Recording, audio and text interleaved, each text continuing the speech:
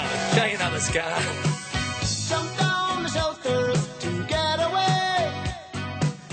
The boys are cocking up their guns. So let's have a look how you do the calculation. I love maths, by the way. There we go, there, you see that? I don't know how far you can zoom in. 2335. You ready? And now this is a technical bit. Anyone who's not really interested can bugger off. Marto's calculator. Can you see that? 2330 was that overall measurement. But I've got to take off one width of paling. Now if you're doing this, all balustrading, always take off a gap. Because you've got, well, let's have a look. Remember that number. What is it? 2315. Gap, paling, gap, paling, gap, paling, gap, paling, gap, paling. You get where I'm going here? Gap, paling, gap, paling, gap, paling, gap, paling, gap, paling, gap, paling. 2 days later. Gap, paling, gap. So there's one extra gap than there is paling. That's the better way of explaining.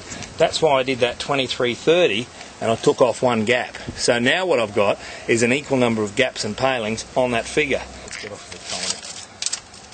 Righto, so you're right there. Now I'll tell you one thing, when you make marks, you know, a lot of people would just go, oh, you wanted 92, 93. So if I fall in the middle there, I'm pretty right, but look how rough it is.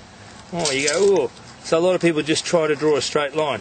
What you want to do, let's go down to here, is you get your pencil on 92, make one line, you go back to the tape, make another. Where do you reckon the paling's got to go? So rather than scribbling away, I like to get the point. Well, every carpenter likes to get the point. So how do you work that? You watch this in real time. I hope I'm smart enough. So this one, what's 2 times 92.6 is 180, 185 will do me. So we remember. So what happens is there's a paling there, there's a paling there, there's a paling there. On that, so see how I mean, that side of the line and on. That's how we mark. After crying, saying it's